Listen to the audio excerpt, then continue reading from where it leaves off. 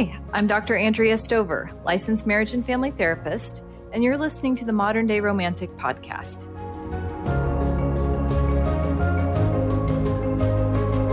Hi, everyone, and welcome to today's episode. Before we dive in, don't forget to like, subscribe, and leave a comment. Let us know what you think of this episode. This is the way the podcast grows and is able to reach more people, so I'd really appreciate your support.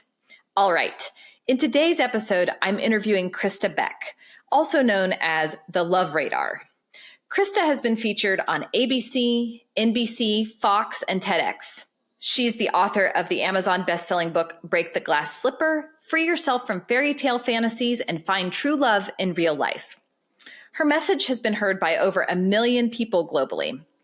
With over 20,000 hours of meditation, as well as an award-winning violinist, Crista brings pure love to her 11 plus years as a dating coach and matchmaker. Here's Crista's bottom line. She helps single people find love again. She finds that these single men and women often are not meeting people who are successful or intelligent enough. They are tired of the inauthenticity on dating apps and finding that dating is time-consuming and feels like work. What her clients really want is a real connection with a quality person that can evolve into a long-term relationship. And that's exactly what Crista helps with. So without further ado, here's my interview with Crista Beck. Well, hi, Crista. Welcome to the podcast. I am so excited to have you today. I think just to start off with, I'm curious about you as a person. Kind of, if you could tell us, me, I'm so interested, like what got you on your path? Like when would you say it began? Well, what path are you talking about? Like my spiritual path, my professional path, being a woman path? Like, that's what's true. the path? Which path? Because there's so many paths. Well, I think reading a little bit on your website about the spiritual awakening you had in your teen years, I'm curious, just life prior to that. And then once that occurred, and then kind of how that evolved and grew to where you are today. Which I know is basically your life story. So take that however you'd like to. Well, okay. So, gosh, in terms of like spirituality, I mean, I was raised in a very unique way because I was raised Christian. I was raised in the church, and my mom was just, I was raised hearing about Jesus, and I had my own little sweet experiences with Jesus as a little kid. And even when I was a little kid, I wanted to build a time machine and get the real straight talk from Jesus himself. I was like serious about it.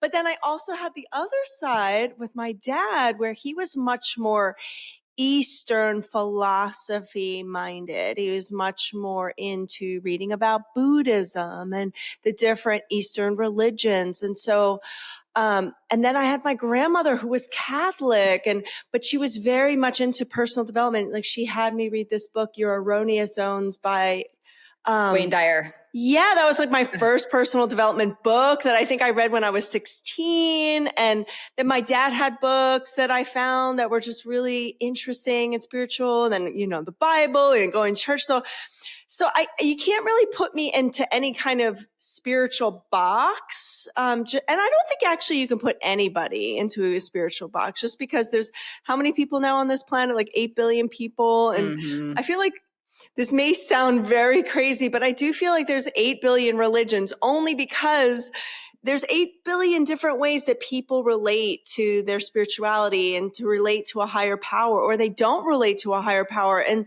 so for me, I think, but I was always raised feeling as if the higher power and spirituality and connecting in that way was very important. And I just kind of was raised in that. And so that was natural for me. And then I went on my own personal journey of, wanting to deepen my connection through meditation. I felt authentically pulled that way. And then I spent many years, like in my 20s, meditating and teaching meditation and being like the biggest cheerleader for meditation around the country. And it was really fun. And then I started to feel this pull towards really creating my own career and my own path, and to merge spirituality into that, but for my own self, with leading people in the area of love and relationships and that was a whole journey in its own self. It's still evolving right now. And so, does that answer your question? Because I don't want to like keep going if there's like another way you want to go. Yeah, no, that's so when one thing I'm curious about. So obviously the podcast is called The Modern Day Romantic, and kind of my mission is to help the romantics of the world and blend, personal growth, developing your identity, spiritual connection, highlighting what is possible in relationship, because very often romantics get pathologized for, oh, that's just like you're seeking, the divine in human form, or perfection beyond what any human's capable of, that type of a thing, or it's a Disney fairy tale or something like that. So I think there's lots of layers to what the longing is about that people are looking for. And I absolutely believe that the spiritual connection is a huge piece of that. And in today's society, I agree. There are like 8 billion different religions or ways people live into their own spirituality. But I also think that people can get kind of lost on that path. And, it's like, I guess I'm curious about, I think we could have a really interesting conversation about spiritual connection with oneself and what that looks like, in relationship with another. And I think there's a difference there between seeking the divine, confusing, let's say, or conflating the partner with a godlike deity that's going to read your mind and, give you all these experiences, versus two human souls, souls in human bodies coming together and really finding just a joyous, amazing connection with one another. So all that to say, I'm curious with, like, I don't know if you would use the word like a romantic, like yourself, and what being a romantic would mean to you or the work you do in the world. But I am curious when the idea around human partnership and romantic love kind of connected with that spiritual path or that spiritual journey that you were on. So your question is, how does true partnership and spirituality like intersect? You're asking like what I think? Yep. And just even however personal you want to get to, but growing up, and was like wanting a partner a part of like your primary orientation to life, or was it more, because what you've shared so far, it sounds like really spiritual. I think I've always just been really attuned to the higher, like just more higher minded type perspective of love and relationships. I've always felt that there is a beautiful connection that can happen with somebody else. I don't necessarily believe that there's just one person out there for us and there's just one soulmate and you have to find that one person. Because I am a dating coach and I do matchmaking as well, but I always approach it from, there are a lot of people out there that could align and have you have the experience that you really do want to be having in life. So it's just a matter of being open and receptive to maybe getting out of your own way. I think there's a lot of things that people do that get in their own way of having that deeper spiritual connection with somebody else. They may get lost in how someone looks or who they think they should be. And so that can prevent like people from coming in that may fall outside of that box, but could actually be the person that would actually provide them the deep love and connection. I also find that in this culture too, that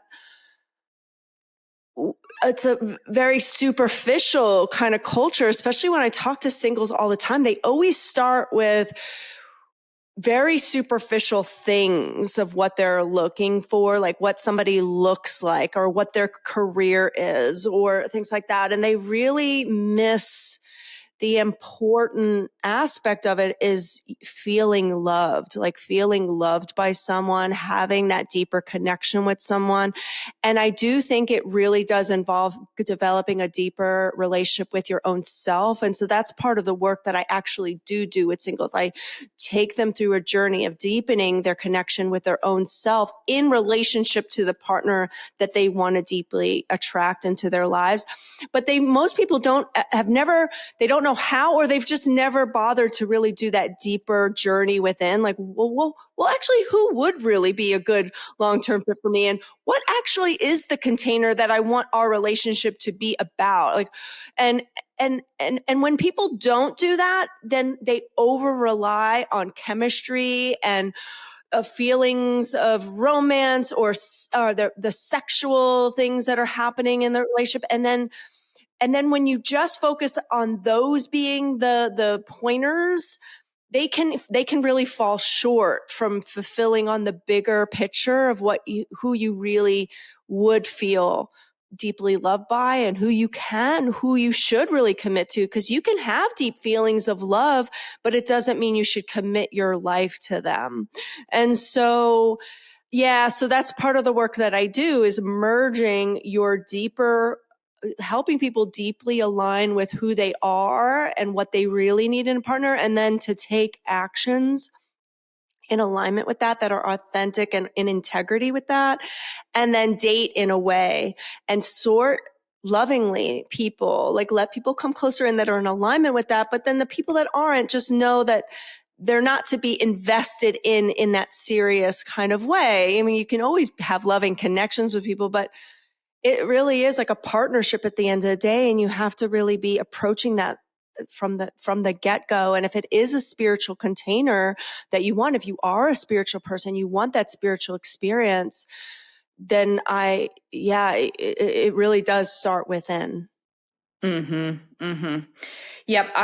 I just agree with everything you just said, that there's so many people that are partnered because it was the right time in their life, or it was like, well, I guess I don't know what else to do. It's time to get married, or this is who I'm with at that developmental time that society kind of has laid out, which I think we're doing a good job of deconstructing that. But still, there's a lot of people that I think kind of wake up in relationships. It's not like they didn't have some of that online prior to getting into the relationship. And it's the relationship or the marriage that kind of brings them like deeper parts of themselves online, saying, wait a second, do I really like this? Or, oh, what's coming up for me right now? So I think relationships can also be a real vehicle for transformation and a catalyst for self-understanding, self-knowledge.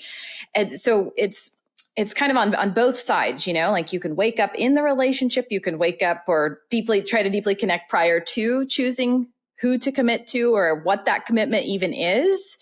But I think there is a lot of I feel our times are really going through a massive shift right now. And kind of what you point to as well, like that superficiality, maybe I'll say even more kind of narcissistic ideas, like the image piece without that soulful, wait a second, and I feel like if you are a person that is connected to yourself, then you're going to feel really empty in a relationship if the other person doesn't have some connection to themselves as well, because they're not going to be able to meet you in the way that you can meet them.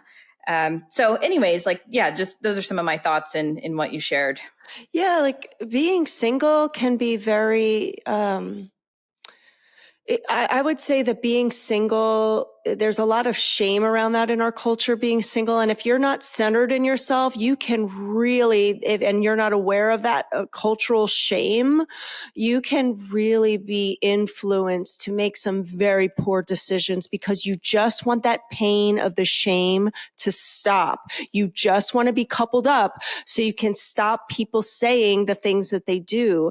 And if you're not strong on yourself, you can marry someone that is like, oh, I you feel the pressure of it. So you're just like, well, they'll do.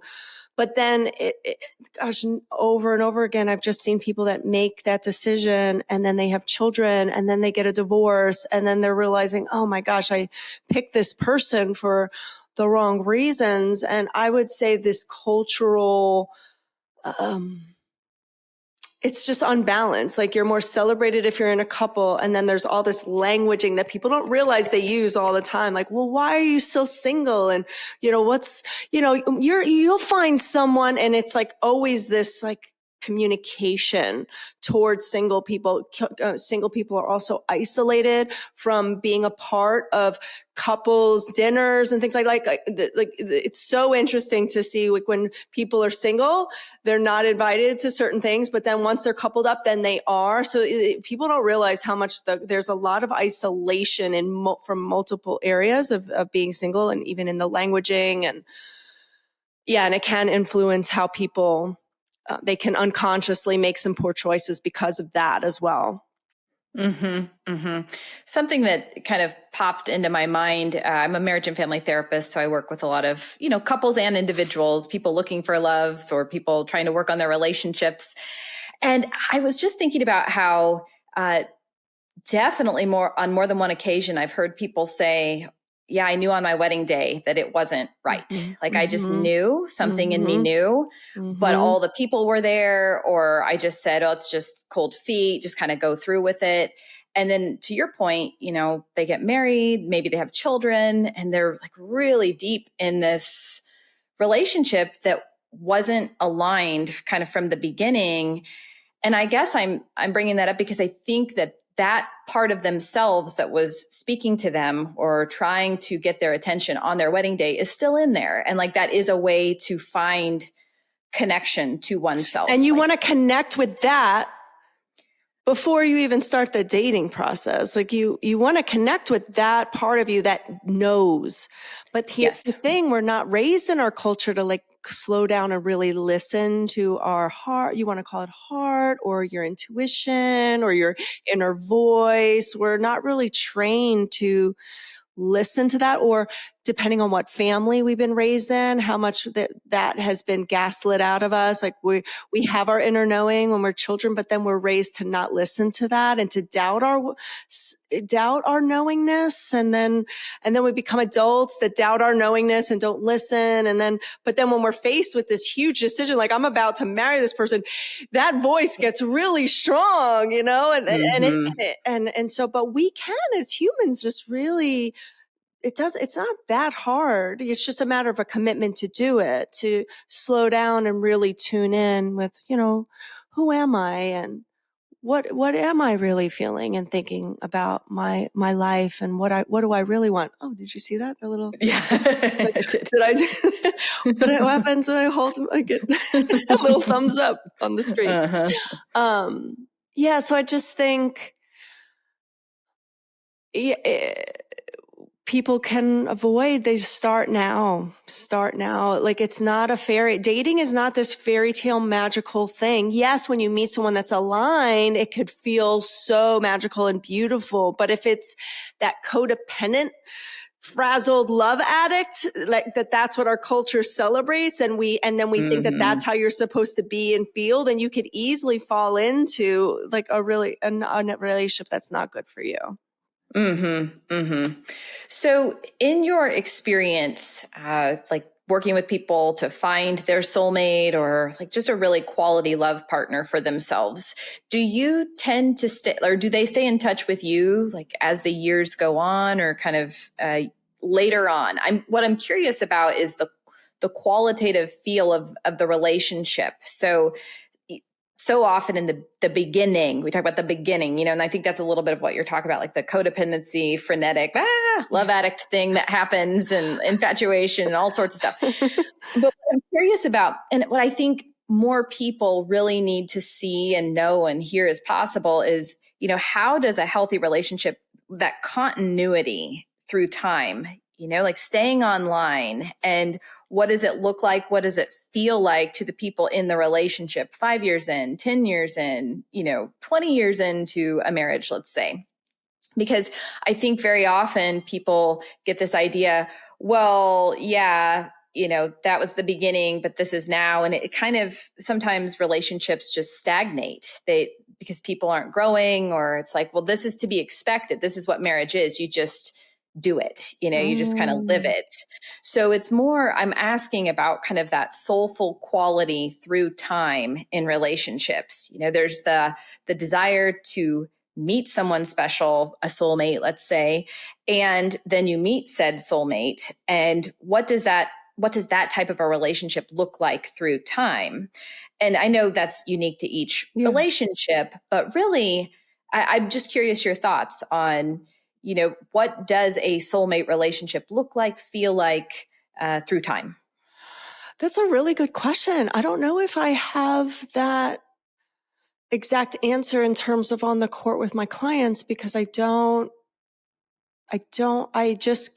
just work with people from this one little stage between being single to being exclusive and have them really knock it out of the park for that phase. And it's such a powerful phase, and that sets up to win for the rest of their lives. But what I can say is that, sometimes people will, send me the wedding pictures of their wedding or the pictures of their children. And, and I feel fulfilled in that because they were just struggling. They weren't able to meet people that wanted to go the distance with them, just to marriage. They weren't meeting the right people.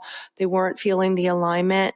And then it's so powerful, like when you are in alignment with what your vision for your future is, the vision for your relationship, and the vision for your partner, when those things really align and you really honor that and stay in integrity with that, then you really have a shot, right? But I would say, if I were to generally answer your question, I would say that the soulmate relationship just looks like two people that have powerfully committed to the vision of what it is. And that's been the interesting thing about my practice and helping people to cultivate what their vision is. It can be very simple. I call it a relationship statement, and that they use that as part of their dating journey. But I've had clients say things like, well, a monogamous long-term relationship that leads to marriage and family. For a lot of people, manifesting marriage and family is really important to them. Some people have said, I want to, squeeze the juice out of life together with someone. I want to travel the world with someone. I've heard people say, I want to build a legacy with someone, like a financial legacy, and includes family. So see how they're all kind of different? Mm-hmm. But if Mm-hmm. you're a legacy person and you're so committed to like building and being that power couple legacy experience, but then you're with someone that just wants to travel the world and maybe, deepen their spiritual connection, like it needs the container needs to really be very similar from the get-go. Like, you don't want to waste your time dating people that don't ever see themselves get married and don't ever want kids. If you want marriage and kids, like, it's not prudent. It's not a good investment for you and your time and your heart. And you can't change people. You really need to take people at their word. Even if you're attracted, even if you have loving feelings, you really need to honor the container that you're both aligning with. And I feel like that's because in a relationship, it's you, the person, and the relationship. So you're actually defining where you both are going to stand in the relationship. Sometimes people want a relationship where they want the container to be in God, where they go to God and they want to be led by God and they want to be shown God. I have lots of clients like that's the container that they want. See how it wouldn't make any sense if somebody didn't want that? It's Mm-hmm. just, it would be too much. The container needs to be defined in an authentic way. And sometimes people approach that from their mind and then they date from their mind. Why I think it's important to have it also be a spiritual practice of defining it, because then it gets more in your heart and more from your soul, instead of you just thinking about what's right and wrong. Mm-hmm. Mm-hmm. Yep. It makes me think about family of origin and how that all gets imprinted in there too. Like, what is a Mm-hmm. relationship or what is marriage? And if we are borrowing a sense of identity and haven't established or differentiated ourselves from our family of origin, then we may be living and being loyal to whatever they put forth rather Mm-hmm. than defining it. Because a lot of people do that too, like, oh no, I want what my parents have, but you're not your parents kind No. of thing. And Yeah. you're a separate individual. I love that. When I work with couples, I talk a lot about the shared vision for the relationship.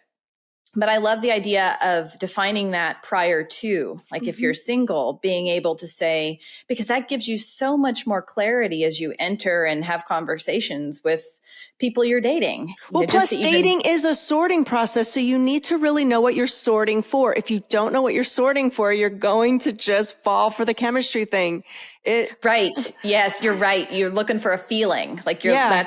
but then that's, I think that what we're talking about too is that kind of love addict frenzy of codependent, then the feeling fades, Yeah. or it's like, oh, maybe I'm not in love anymore. Maybe you don't love me. And it was like, well, what's the vision? What's the purpose for Yeah. the two of us being together? And What's that larger container? Yeah. And also in the beginning stages of dating too, if people do overly rely on chemistry and feeling and they use that as the judgment, they could so quickly be letting go of people that actually could be a really great long-term fit for them, because they have this expectation that there should be fireworks, there should be the chemistry, there should be all that on the first date. And then if that's not there, then they're like, oh, well, I wasn't feeling anything.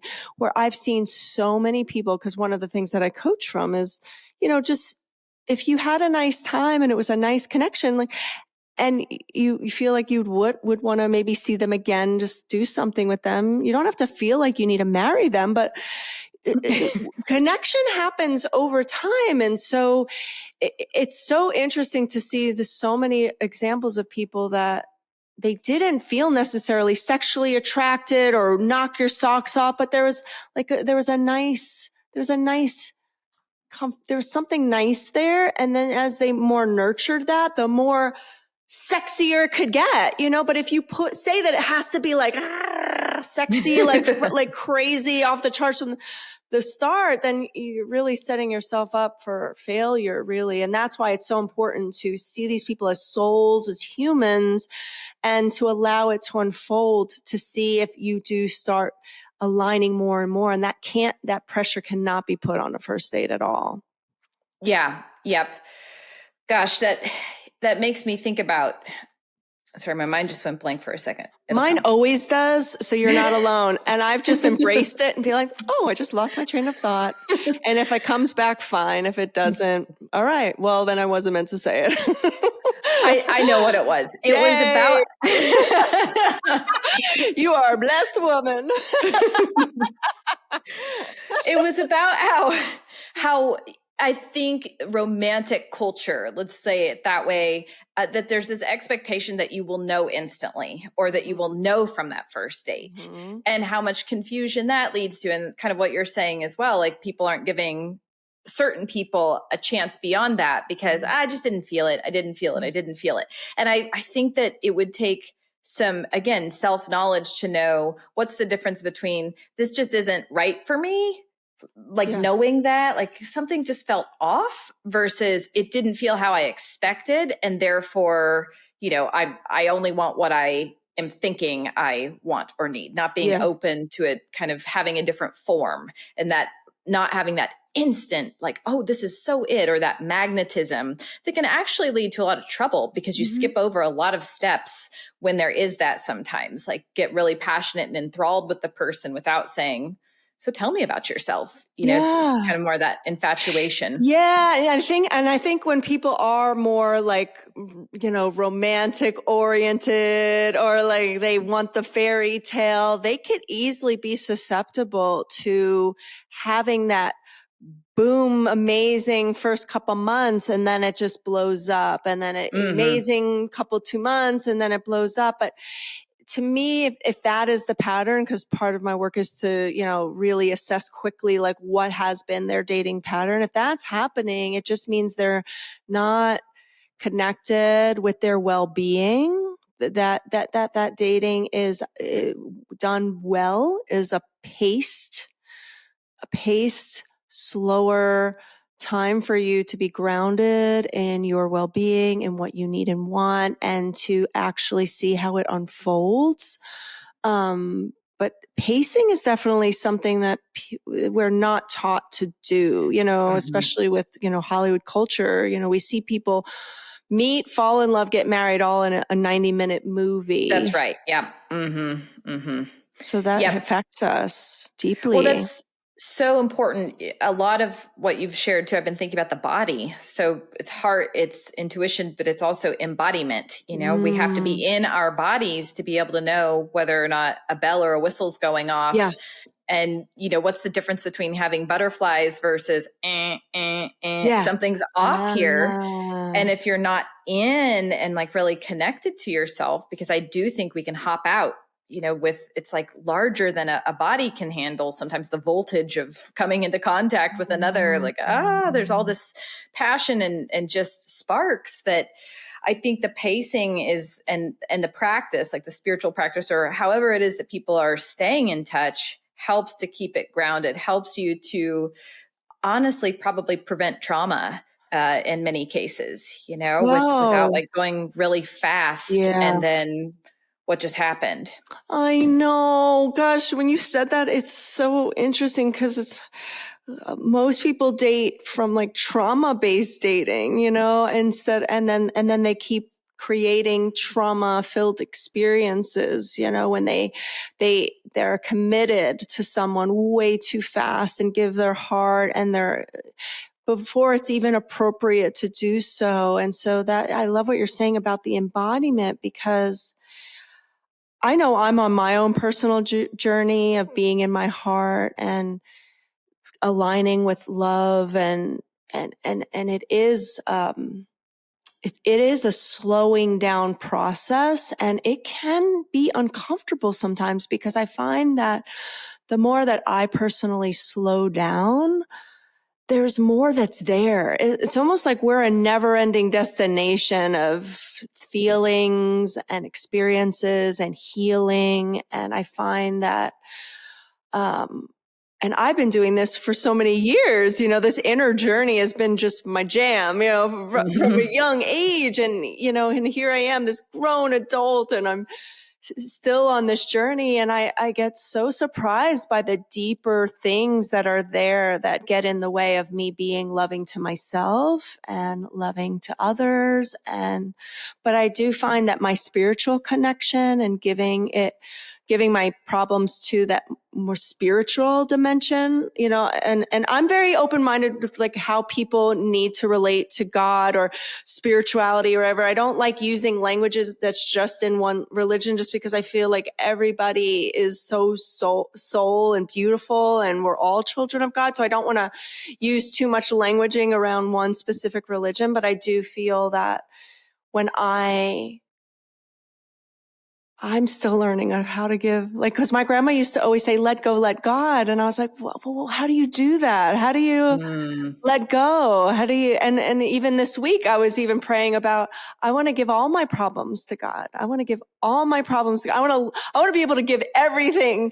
And I'm like, and I teared up, because I'm like, oh my gosh, I hold all my problems to myself. I hold them. But I could be giving them to a higher source. So I'm going to be on this journey till the day I die. But sure. And why I'm just bringing this up is because we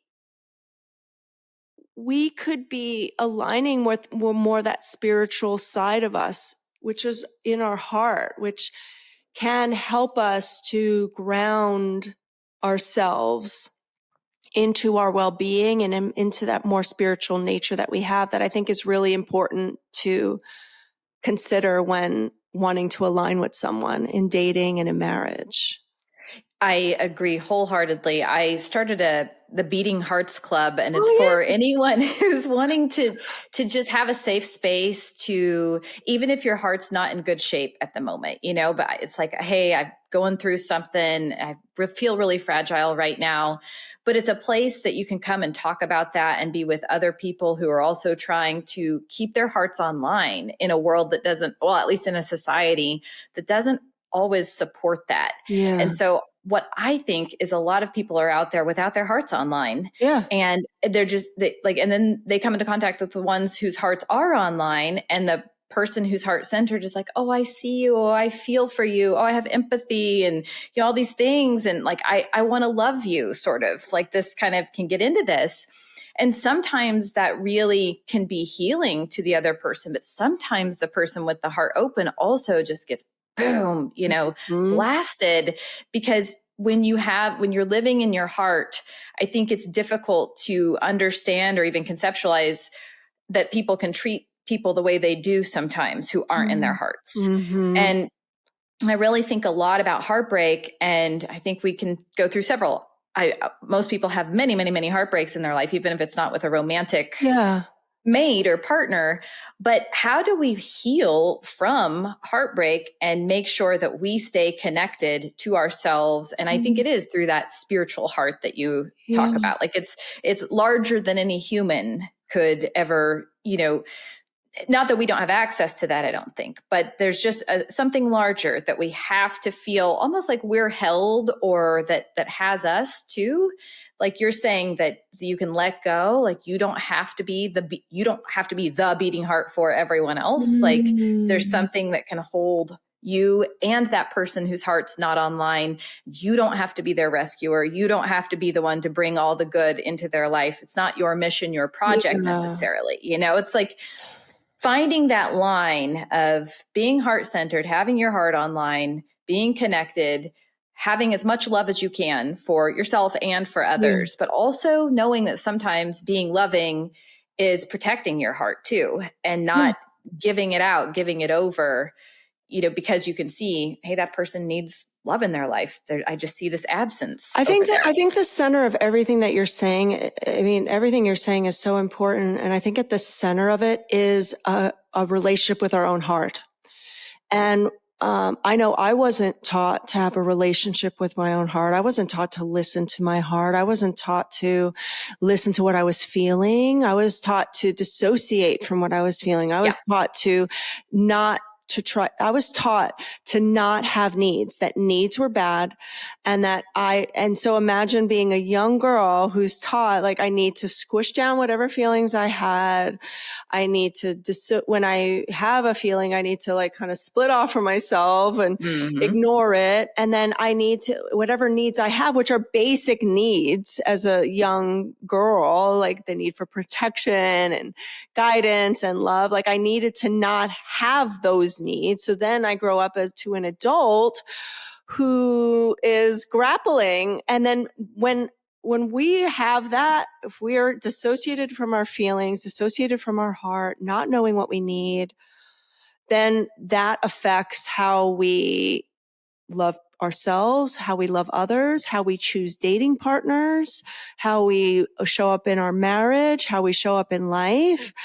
And I do think the core of it all as humans is to be connected with what we're actually feeling and what we actually need. And when we're centered in that and we're honest with ourselves about that, and are able to communicate to ourselves and honor it, and then also the people in our lives, then that's to me true living, like true in alignment, centered, peaceful living. And if we can date and have relationships from that space, we're setting ourselves up for so much success.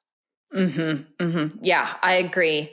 I'm thinking about different personality types and how it's much more easy for certain types to be in touch with their intuition or be more kind of feelings based, whereas others are more kind of in the concrete, like what's fact, what's literal, what can I touch, like the sensation function, or maybe more thinking, analyzers being in that place. And so when we talk, I know that there's lots of different personality types, and I'm guessing you and I are both more of the intuitive feeler types. Where we, you mean like Myers-Briggs?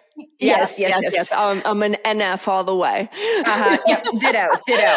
So I think it's so nice to be able to speak this language, because this isn't really the language society, at least American culture, puts forth.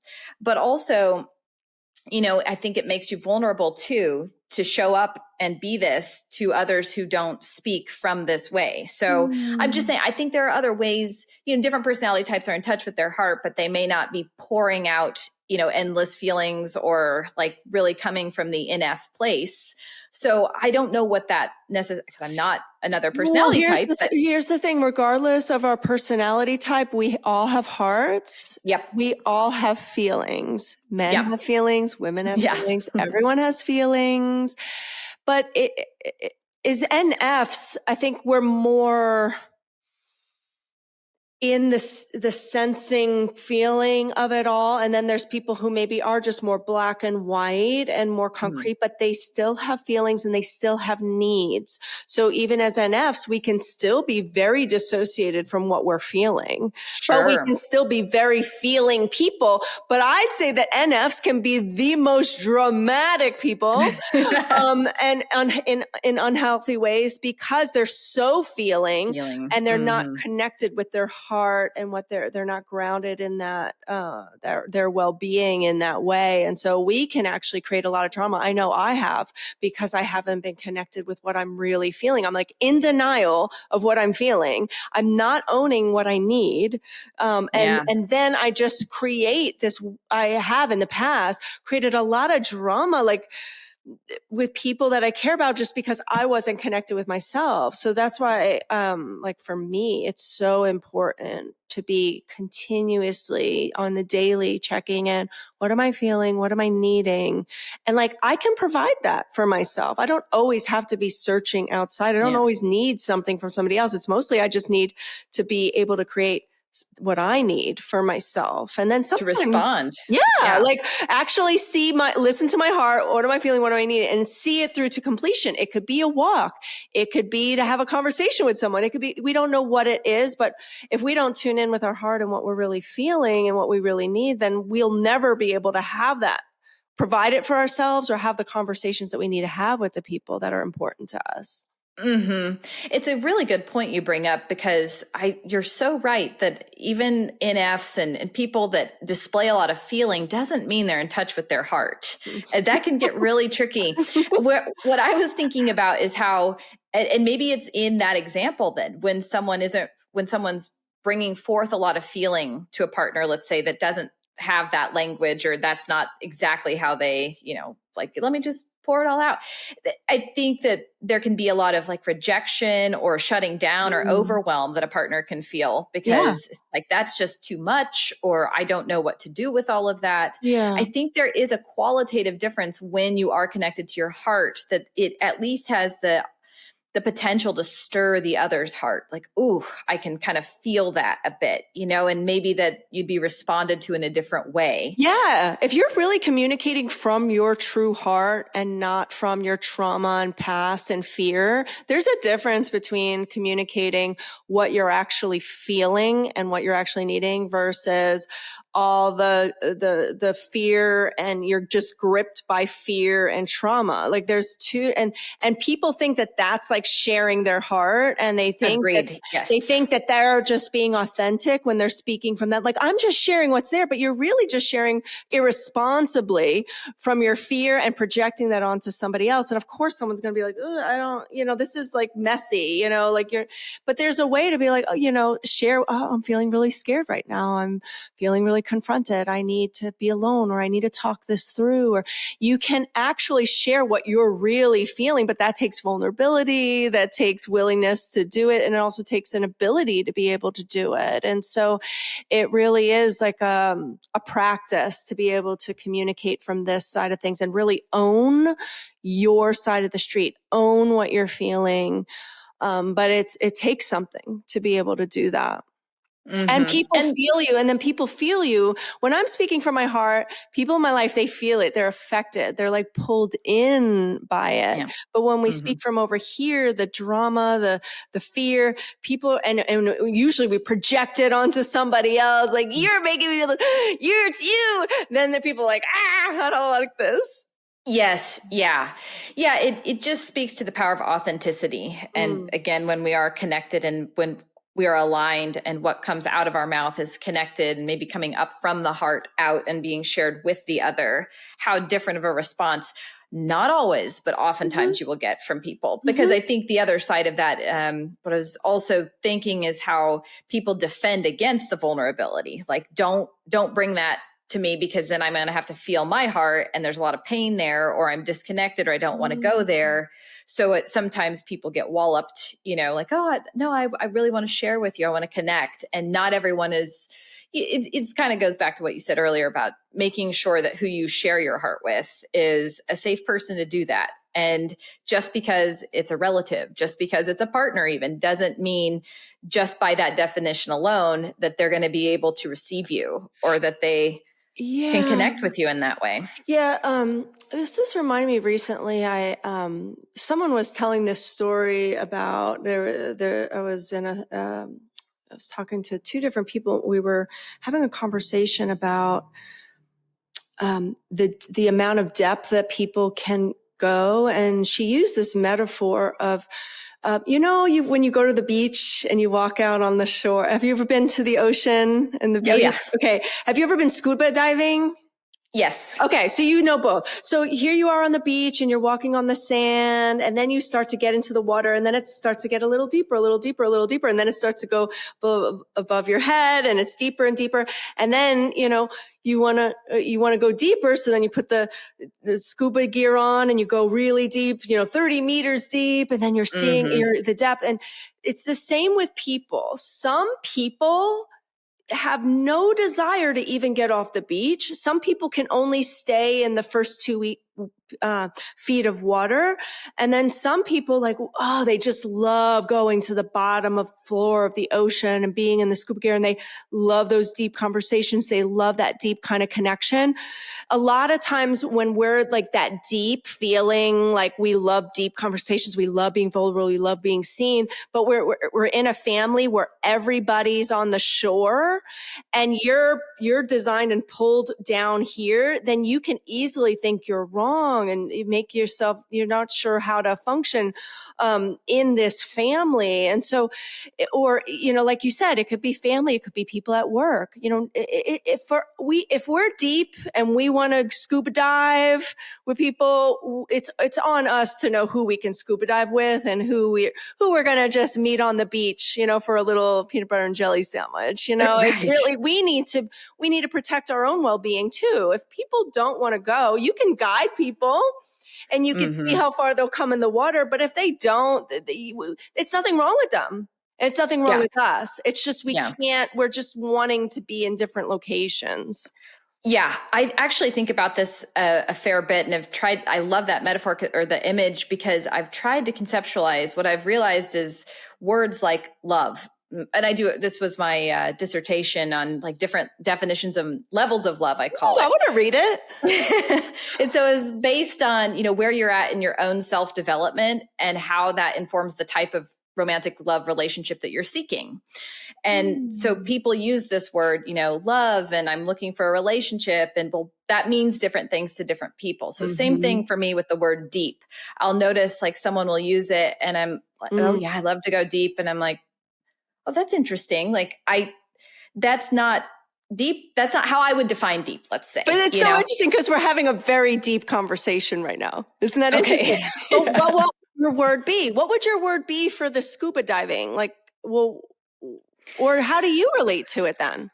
Well, I don't know. I guess I'm just saying that everyone has their own definition of what deep is. And so, I'm totally base bottom scuba diver. Let's just, and I feel like I live there the good majority of the time. And then, but you have to pop up, and oh, wait, okay, it's no one's down here. So let me try to, as you say, you can try to invite people, but also it almost puts you in a different role. You're almost the instructor or the facilitator of it, rather than being able to engage in that way. Sometimes if people, don't just aren't comfortable there, it's you're going to have to be a companion to them, which is more kind of a therapeutic process rather than feeling, not that I'm open, to any type of deep, meaningful conversation or connection, but it feels a little different when, you could just start talking to someone and they're right there and we're, in the ocean together.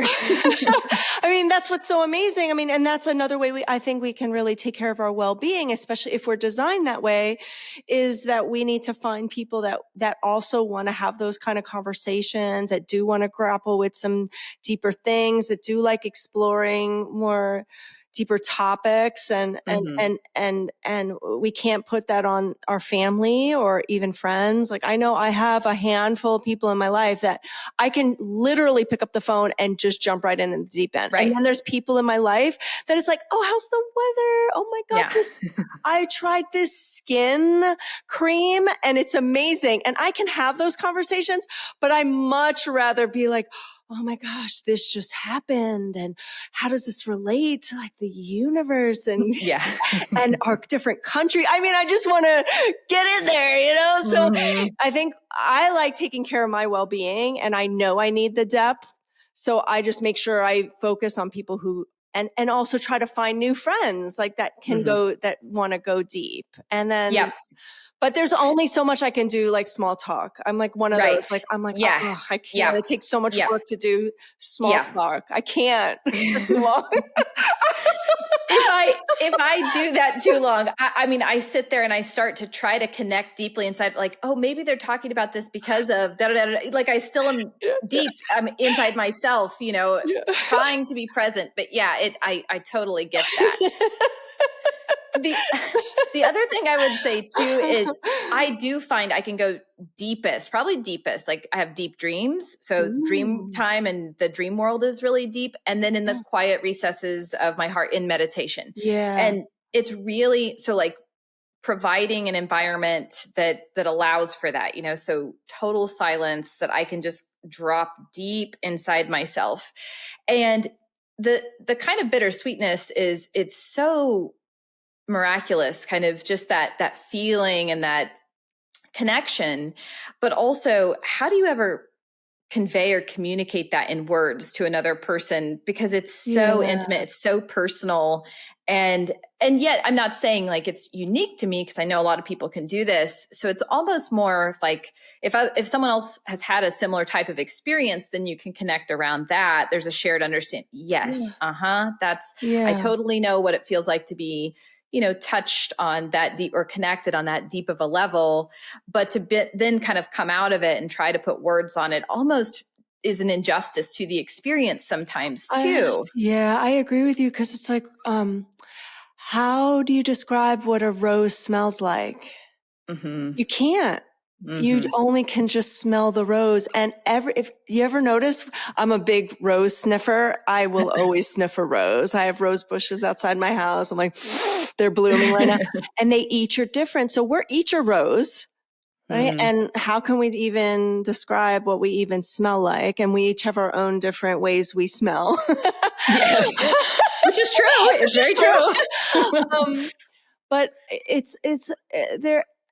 it's a nameless realm. It's a wordless realm, and it is more of a subtle experience that you really can't put words on, but you can sense it, and you can sense it when somebody else is in the realm, but you can't really put words to it. You're like, I notice what I'm saying. Oh, they feel nice to me, or I feel them, or they seem very shiny, or they seem very wise.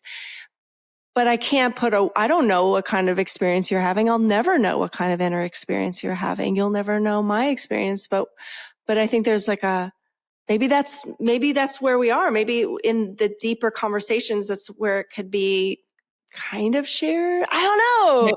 Yeah. Oh, to me, this is what this is the idea of a soulmate relationship for me, is to live in that space with another. And you don't even have to talk. I mean, of course you talk, but you don't have to talk that much, because it's just a given. Like, it's not that you're the same person. It's not that you don't have differences, but in general, like, you're in the same reality as one another, or like that shared presence, that shared space. You just get each other in that way. Yeah. Yeah. I love that. I love how you just tied a little bow on all that.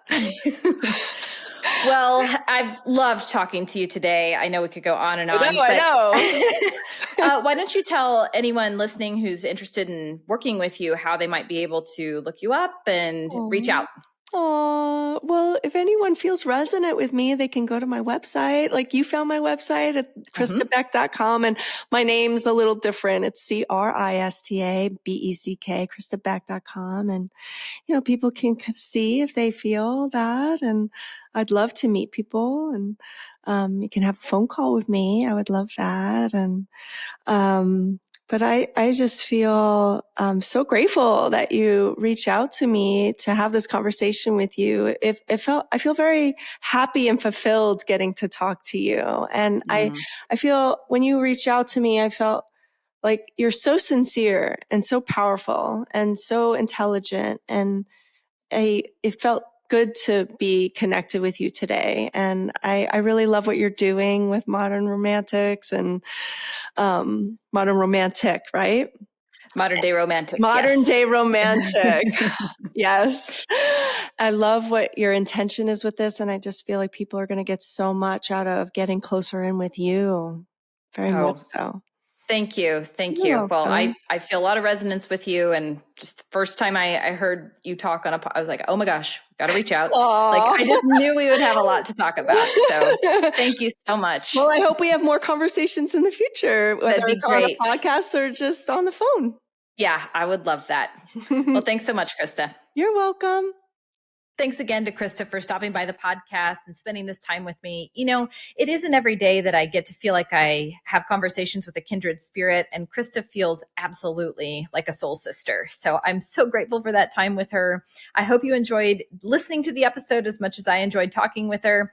Don't forget to like, subscribe, leave a comment or review. Let us know what you thought of the episode, and I'll see you next time.